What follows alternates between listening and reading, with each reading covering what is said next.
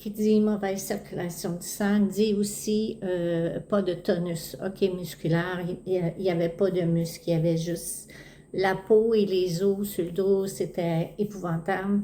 Et sur les derniers temps, il y avait une jambe qui était devenue très, très enflée, c'était énorme à comparer à l'autre qui était, bon, comme le reste de son corps. C'est des choses, donc c'est pour ça que beaucoup de monde, ok, l'aidait de toutes les façons possibles. Tu te souviens que je t'ai dit qu'il y avait personne qui ne nous avait préparé à la mort de mon frère, excepté lui. Oui, mais lui avec moi seulement. Ça arrivait souvent qu'il venait me réveiller la nuit parce qu'il y avait vraiment très très mal à la jambe qui était enflée. Donc, j'allais dans sa chambre et moi, je le frottais, je le massais sur sa jambe et il disait que ça lui faisait du bien.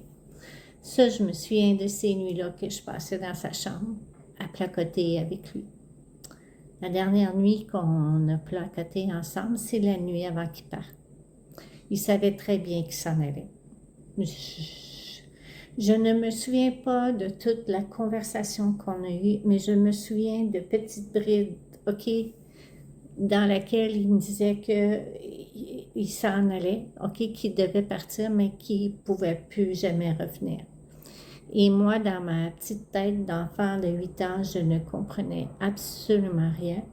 Je lui demandais pourquoi. Il essayait de prendre des mots pour m'expliquer, pour me faire peur. C'était toujours comme ça. C'était un grand frère, hein, malgré tout. Et donc, c'est ça. Il a essayé de me préparer, mais moi, dans ma petite tête d'enfant, comme il venait me réveiller la nuit, hein, à un moment donné, je suis venue fatiguée, puis là, j'ai dit, là, Daniel, je suis vraiment très fatiguée, est-ce que je peux aller me coucher? Et là, il m'a fait un beau grand sourire, puis il m'a dit, oui, vas-y, c'est correct. Ça l'a terminé comme ça.